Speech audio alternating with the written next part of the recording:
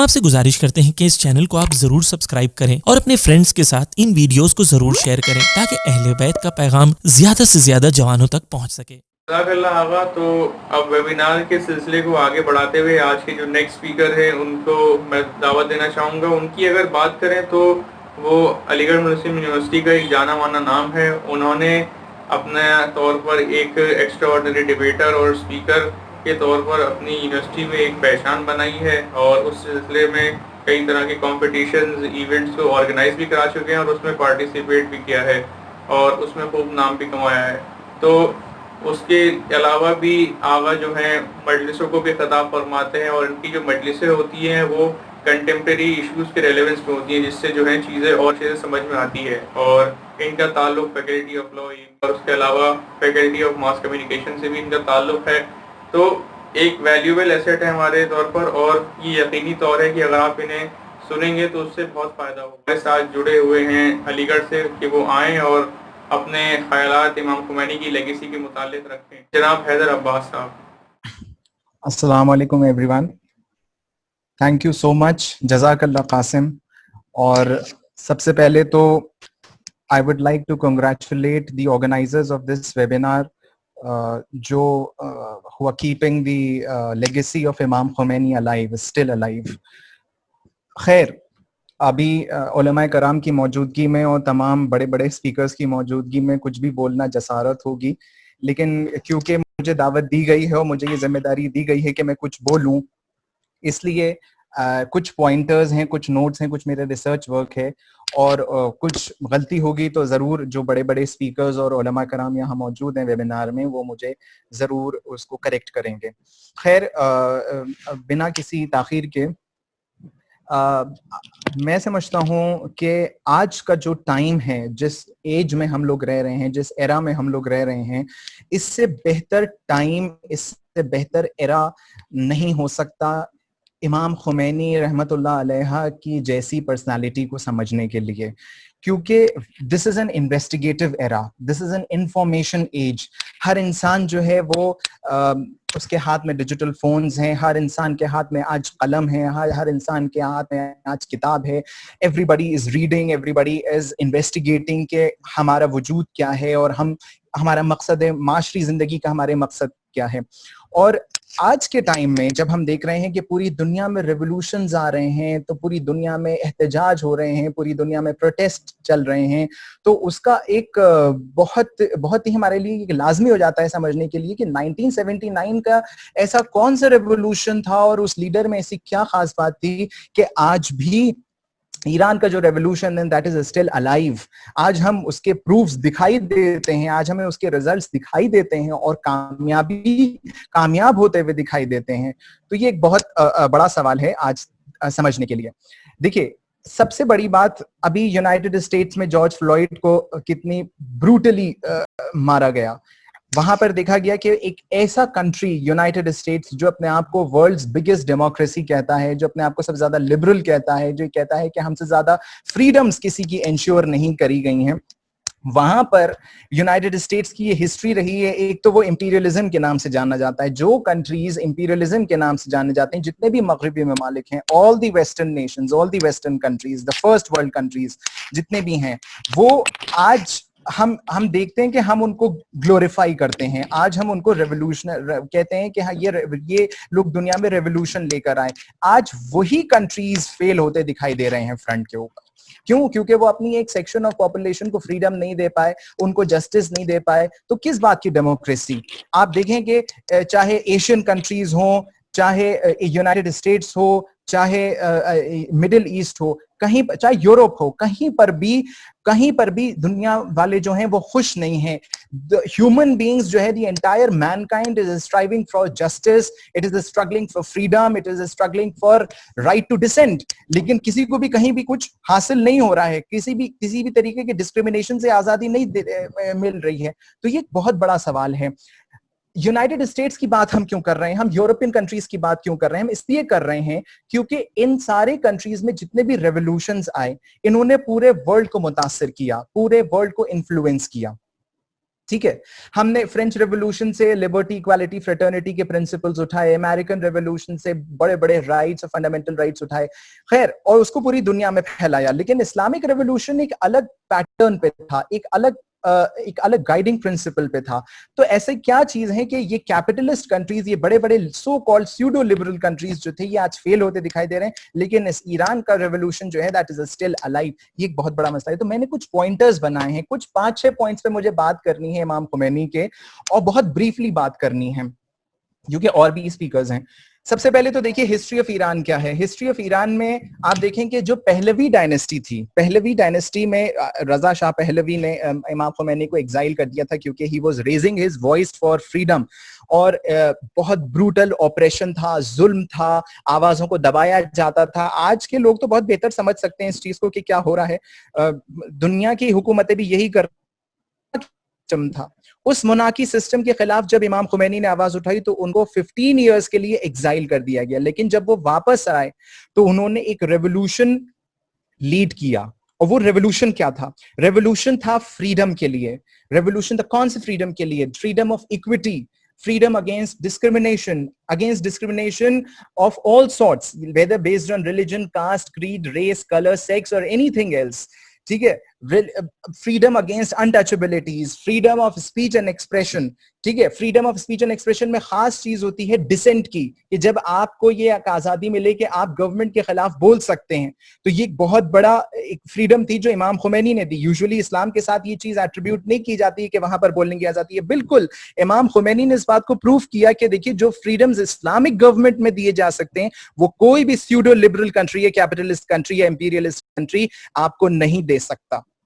तो सबसे पहली इंपॉर्टेंट बात जो इमाम खुमैनी ने करी 1979 में, जिसके लिए आज हम लोग अपने आप को वेल रेड कहते हैं। आज अलीगढ़ मुस्लिम यूनिवर्सिटी देखिए, आप जामिया मिलिया इस्लामिया देखिए, जवाहरलाल नेहरू यूनिवर्सिटी और तमाम जगह के ऊपर वी आर प्रोटेस्टिंग, मतलब inside the university campus I have been quite vociferous against brutal laws of my government because the constitution has given me that right. लेकिन हम स्टूडेंट्स जितने भी हैं, तमाम जगह के लोग जो हैं वो आज एहतजाज कर रहे हैं, आज प्रोटेस्ट कर रहे हैं। किसके लिए? फ्रीडम के लिए। अब कौन सी फ्रीडम? जब डेमोक्रेसीज आ गई हैं, जब सारी कैपिटलिज्म स्टैब्लिश हो चुका है, तो किस तरीके की फ्रीडम की हम बात कर रहे हैं? कम्युनिज्म प्रैक्टिस करने वाले कम्युनिज्म प्रैक्टिस कर रहे हैं, कैपिटलिज्म प्रैक्टिस करने वाले कैपिटलिज्म प्रैक्टिस कर रहे हैं, और जिसको जो प्रैक्टिस करना है उसको वो आजादी है। लेकिन उसके बावजूद भी लोग सड़कों पर एहतजाज कर रहे हैं। तो ये बहुत बड़ा प्रूफ है कि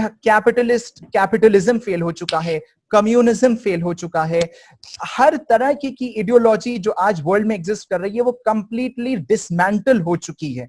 लेकिन सिर्फ एक ही कंट्री पूरे वर्ल्ड में दिखाई देता है, ईरान, जिसका रेवोल्यूशन आज भी जिंदा है, जहां पर हम मैनिफेस्ट प्रूफ्स हैं हमारे सामने। हमारे पास एक लीडर है who is walking on the footsteps of इमाम Khomeini and who is leading the entire ummah on those guiding principles. सबसे पहले तो देखिए कि वेस्ट में हमने एक एग्जाम्पल उठाया। वेस्टर्न कंट्रीज को हम जब हिस्ट्री पढ़ते हैं मशरिकी ममालिक की, तो हम कहते हैं कि वेस्ट में एक डार्क एजेस थी।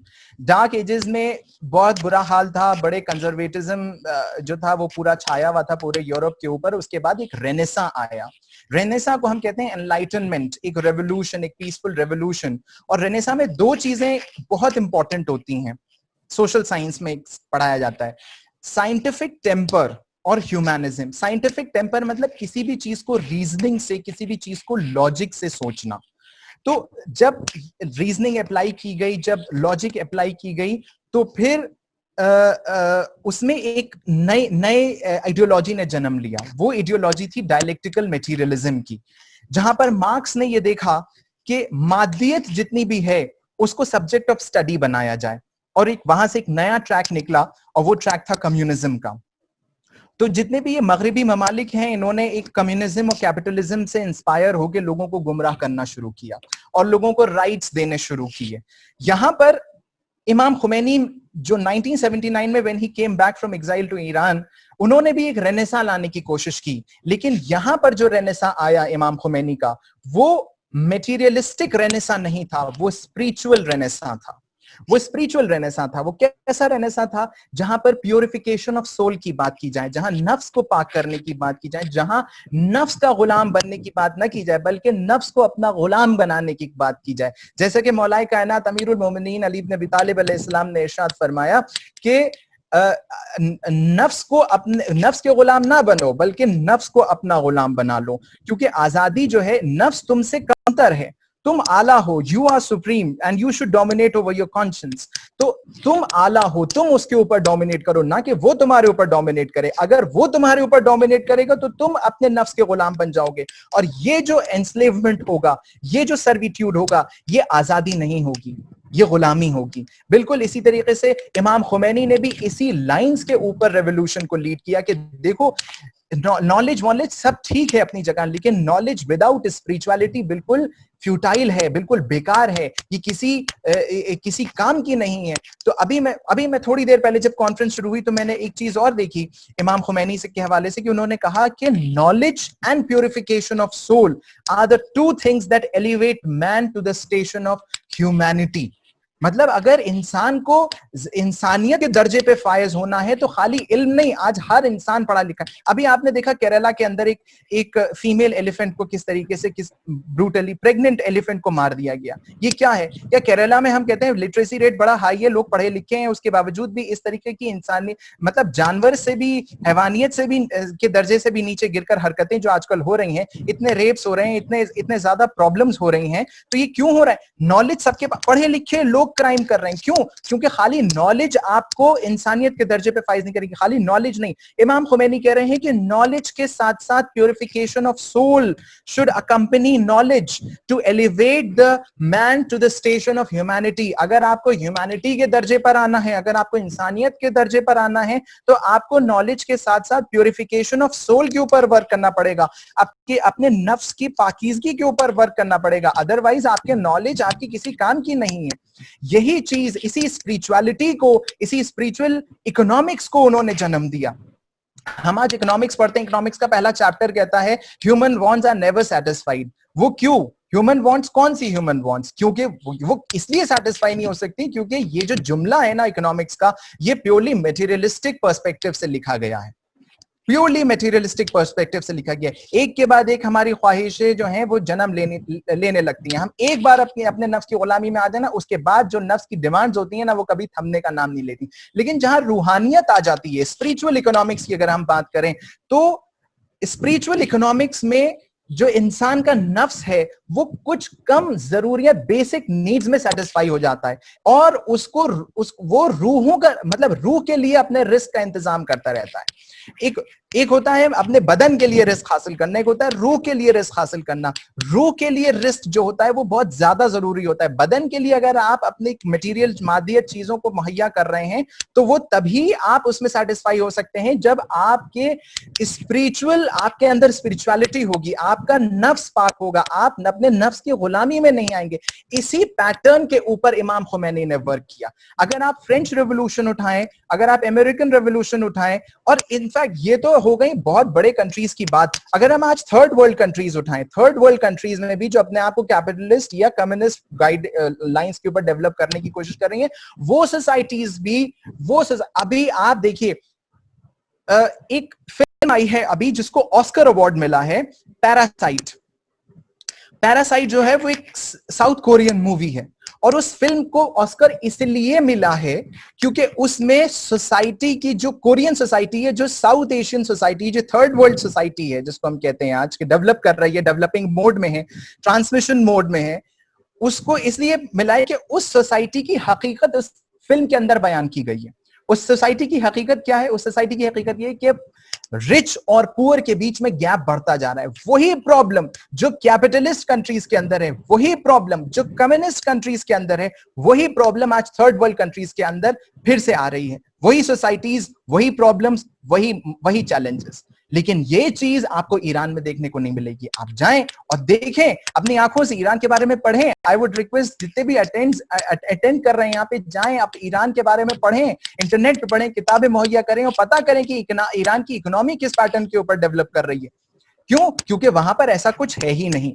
और एक बहुत इंपॉर्टेंट बात, कि एक फ्रीडम का नोशन, आज यूनिवर्सिटीज में भी नारे लग रहे हैं, आप तमाम जगह नारे लग रहे हैं आजादी के, आजादी चाहिए, हमें आजादी चाहिए। कौन सी आजादी चाहिए? ऐसा आजादी, हमारे यहाँ जितने भी नोशंस हैं ना फ्रीडम के, डिस्टॉर्टेड नोशंस हैं, डिस्टॉर्टेड नोशंस हैं, ठीक है। डिस्टॉर्टेड नोशंस कौन से नोशंस? मतलब अब अगर हम कहें कि हमें हर चीज करने की आजादी होनी चाहिए, तो ये जो है, ये दिस इज नॉट फ्रीडम, ये नफ्स की गुलामी है, ये नफ्स की गुलामी है। इमाम खुमैनी कहते हैं कि कोई भी मादी चीज, हम जैसे हमने मोबाइल्स डेवलप किया, आज हम लैपटॉप्स के ऊपर बैठे हुए हैं, अपने मोबाइल्स के ऊपर बैठे हुए हैं, और ये हम वेबिनार अटेंड कर रहे हैं। ये मोबाइल्स और लैपटॉप्स किसने डेवलप किए? ये इंसान ने डेवलप किए, ठीक है। ये एक मटेरियलिस्टिक चीज है। अब हम अपने आप को, अपने स्टेटस को अगर हम इन मोबाइल से, इन लैपटॉप से या अदर मटेरियल चीजों से नापने लगे, तो ये क्या होगा? ये मोबाइल मेरी मखलूक है, मैंने इस मोबाइल को बनाया है, ये मेरी मखलूक है, ठीक है, इसको मैंने बनाया है। अगर मैं इसकी गुलामी में आ जाऊं, तो ये मेरी आजादी होगी कि गुलामी होगी? ये आप खुद सोचें। इंसान के जहन में पनपने वाले थॉट्स, वो तो स्पिरिचुअल होते हैं ना, वो तो मटेरियलिस्टिक नहीं होते। इमाम खुमैनी ने यही कहा कि देखो, अपने स्पिरिचुअलिज्म तुम्हारा जो है ना, ये सुप्रीम है, इसको हावी आने दो मटेरियलिज्म के ऊपर। इसीलिए एक फ्रीडम का एक नया नोशन कि जहां नफ्स को अपना गुलाम बनाया जाए, वो एक बहुत इंपॉर्टेंट एस्पेक्ट है।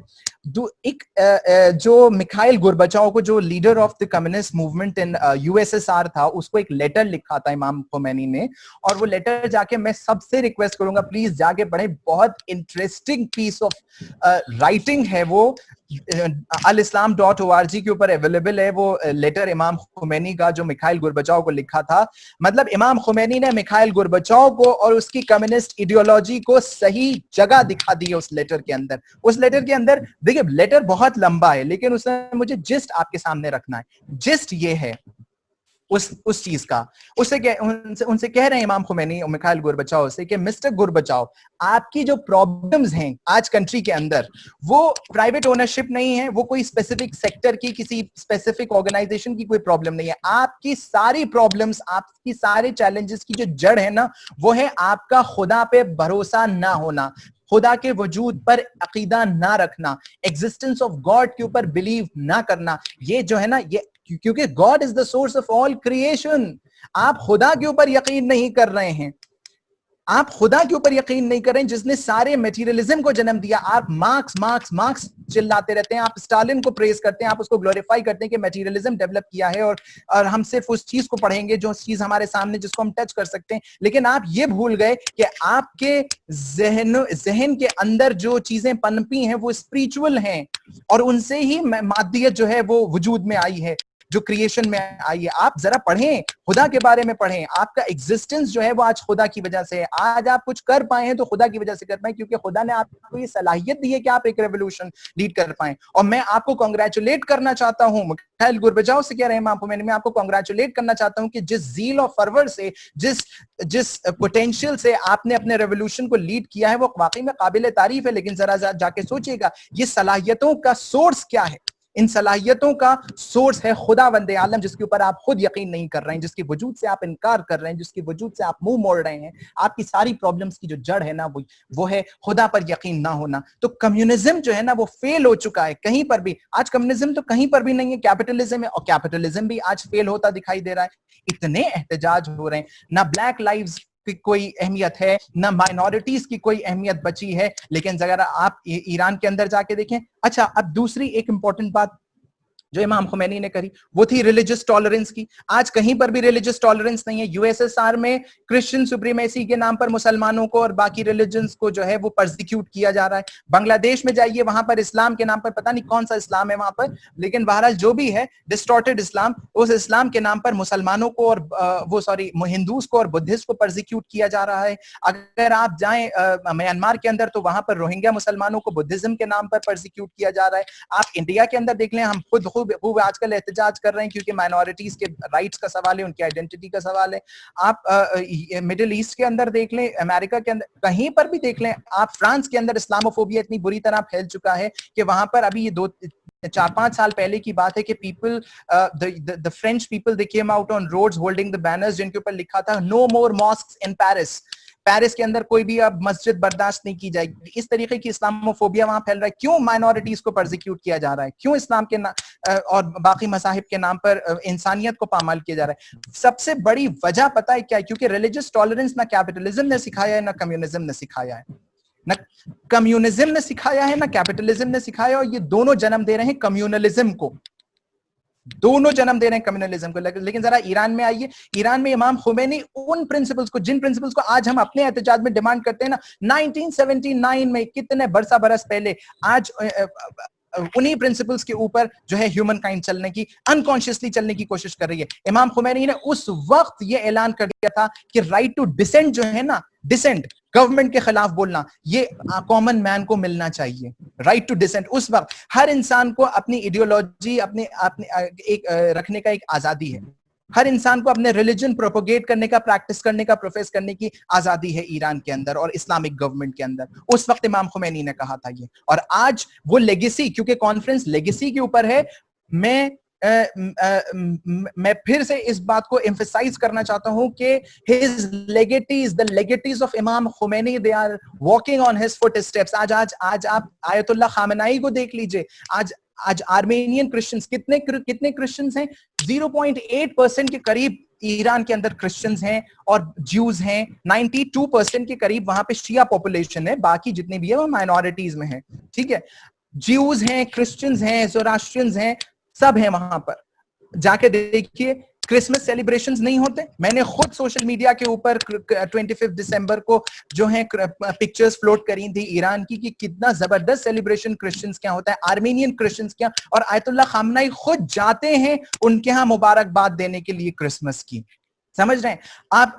ईरान के अंदर सबसे ज्यादा डिसेंट की आजादी है, कि अगर आपको कोई पॉलिसी पसंद नहीं आ रही है, ईरान की कोई गवर्नमेंट की पॉलिसी पसंद नहीं आ रही है, तो आप उसके खिलाफ बोलिए, क्योंकि डिसेंट ही, देखिए, डिसेंट कोई प्रेजुडिस का नाम नहीं होता है। डिसेंट होता है कंस्ट्रक्टिव क्रिटिसिज्म। कंस्ट्रक्टिव क्रिटिसिज्म से एक बहुत बड़ी चीज आती है। हो सकता है भाई मासूम तो है नहीं, भाई लीडर्स जो हैं ईरान के, शिया भले ही हैं, बहुत बड़े जूरिस्प्रूडेंट हैं, लेकिन मासूम नहीं है। लेकिन क्या है कि गलतियां हो जाती हैं, हो सकता है कोई चूक हो गई हो सकता है पॉलिसीज में, लॉज में कोई कमी रह गई हो। तो कंस्ट्रक्टिव क्रिटिसिज्म से क्या होता है कि कंस्ट्रक्टिव क्रिटिसिज्म से जो डिसेंट है, वो कमियां सामने आ जाती हैं और मौका देती हैं गवर्नमेंट को कि वो उन कमियों को पूरा कर सके। तो ये एक बहुत इंपॉर्टेंट अहम चीज है जो इस्लामिक गवर्नमेंट के अंदर आयतुल्लाह खुमैनी ने प्रोपोगेट करी, कि नहीं, डिसेंट होना चाहिए, कंस्ट्रक्टिव क्रिटिसिज्म होना चाहिए, इसमें बुरा मानने की कोई बात नहीं है।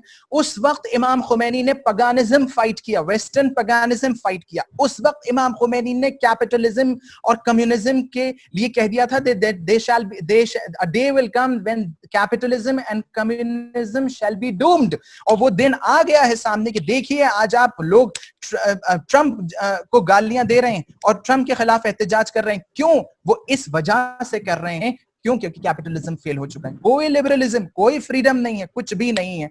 ये एक रिलीजियस टॉलरेंस की बात हम ईरान के अंदर की गई।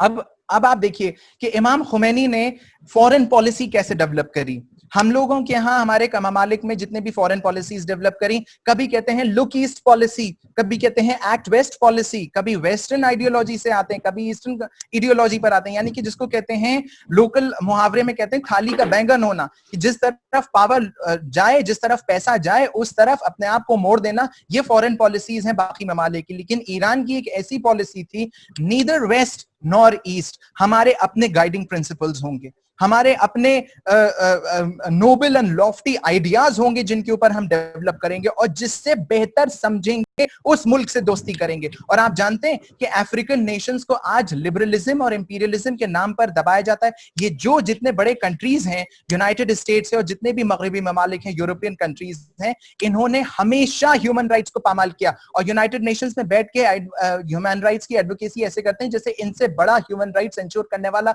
कोई है नहीं। चाहे यूनाइटेड नेशंस हो, चाहे यूनाइटेड स्टेट्स हो, आज सबकी हकीकत सामने आ गई है कि इतने बड़े बड़े charters, universal declaration of human rights, और 18 साल लगा दिए इन्होंने बड़े बड़े charters civil and political rights को लिखने के लिए, और उसके बाद भी आज कोई फायदा नहीं हो रहा है, किसी को कोई राइट नहीं मिल रहा है। क्यों? क्योंकि आज ये खुद इंश्योर नहीं कर पाए। आप ये जानते हैं 1979 में ईरान का ये रेवोल्यूशन आया है, आयतुल्लाह खुमैनी जो लेकर आए, और 1969 में ठीक 10 साल पहले ये बड़े बड़े लिबरल कंट्रीज ने एक मैं फॉरेन पॉलिसी के पॉइंट ऑफ व्यू से बात कर रहा हूं। 1969 में इन्होंने एक ट्रीटी करी, जरा गौर से सुनिएगा। 1969 में इन्होंने एक ट्रीटी करी जिसका नाम था न्यूक्लियर नॉन प्रोलिफरेशन ट्रीटी, और वो 1970 में एनफोर्स हुई। ये बड़े बड़े लिबरल और सुपर पावर्स जो थे ना उस वक्त, इन्होंने मिलकर एक कंट्री करी कि हम किसी भी छोटे थर्ड वर्ल्ड कंट्री को न्यूक्लियर वेपन्स बनाने नहीं देंगे, कोई न्यूक्लियर मटेरियल सप्लाई नहीं करेंगे, और इसी ट्रीटी के दम पर आज ये ईरान के ऊपर सैंक्शंस लगाए हुए हैं। इसी ट्रीटी के जरिए से ये आज सैंक्शंस लगाए हुए, जिसकी वजह से JCPOA हुआ था, joint comprehensive plan of action हुआ था, अभी ईरान US एग्रीमेंट जो हुआ था वो इसी NPT की वजह से हुआ था। देखिए मतलब यूनाइटेड नेशंस में जाके ह्यूमन राइट्स की बात करते हैं और कहते हैं कि नहीं, यूनाइटेड नेशंस में हम कोऑपरेट करेंगे, कोलैबोरेट करेंगे कि जितने भी अंडर डेवलप्ड नेशंस हैं वो डेवलप करें और हर तरीके की मदद हम उनको पहुंचाएंगे, और फिर आके क्या करते हैं कि उसी यूनाइटेड नेशंस की नाक के नीचे 1969 में एक ट्रीटी होती है जहां पर डिस्क्रिमिनेटरी ट्रीटी होती है, जहां पर अफ्रीकन नेशंस और थर्ड वर्ल्ड कंट्रीज को, पुअर कंट्रीज को दबाने की बात की जाती है, और सब मिलकर उसको साइन करते हैं और रेटिफाई करते हैं। ठीक है, 1979 में जब आयतुल्लाह खुमैनी इस रेवोल्यूशन को लेकर आए हैं तो उन्होंने एक ऐसी फॉरेन पॉलिसी दी कि उन्होंने कहा नीदर वेस्ट नॉर ईस्ट, हम जिससे दोस्ती करेंगे देख के करेंगे जिससे मुनासिब होगा। 22 कंट्रीज से उन्होंने दोस्ती करी, जिसमें से 11, आपको ताज्जुब होगा सुन के और दुनिया को भी हैरत होनी चाहिए, जिसमें 22 कंट्रीज में से 11 कंट्रीज अफ्रीकन कंट्रीज थे। कौन अफ्रीकन कंट्रीज जो आज 21st सेंचुरी में डेवलप नहीं कर पाए? 1979 में उस वक्त आयतुल्लाह खुमैनी ने फॉरेन पॉलिसी के पर्सपेक्टिव से एज ईरान के रिप्रेजेंटेटिव होने के नाते उन्होंने 11 अफ्रीकन ममालिक से दोस्ती करी कि हम इनकी मदद करेंगे। क्यों? क्योंकि जिससे मुनासिब सही समझा उससे दोस्ती करी। तो फॉरेन पॉलिसी कभी उनकी ना पैसे से गाइड हुई, ना पावर से गाइड हुई, लेकिन इंसानियत से गाइड हुई। क्यों? क्योंकि नॉलेज और स्पिरिचुअलिटी दोनों थी। और बहुत जल्दी, मैं ज्यादा वक्त नहीं लूंगा, एक बहुत इंपॉर्टेंट बात, एक आखिरी बात और बहुत इंपॉर्टेंट बात, कि तकलीद का जो इंस्टीट्यूशन है, मराजे तकलीद का जो इंस्टीट्यूशन है शियत में, वो इतना पावरफुल इंस्टीट्यूशन है आज, और एक प्रोसेस ऑफ डिसेंट्रलाइजेशन है। अब मैं मराजे तकलीद के इंस्टीट्यूशन पे बहुत इंशाल्लाह फिर कभी मिंबर से मौका मिला तो मैं इसके ऊपर जरूर रोशनी डालूंगा, और मैंने प्लान किया इसके ऊपर पूरा एक प्रोग्राम करने का विलायत फकी के ऊपर।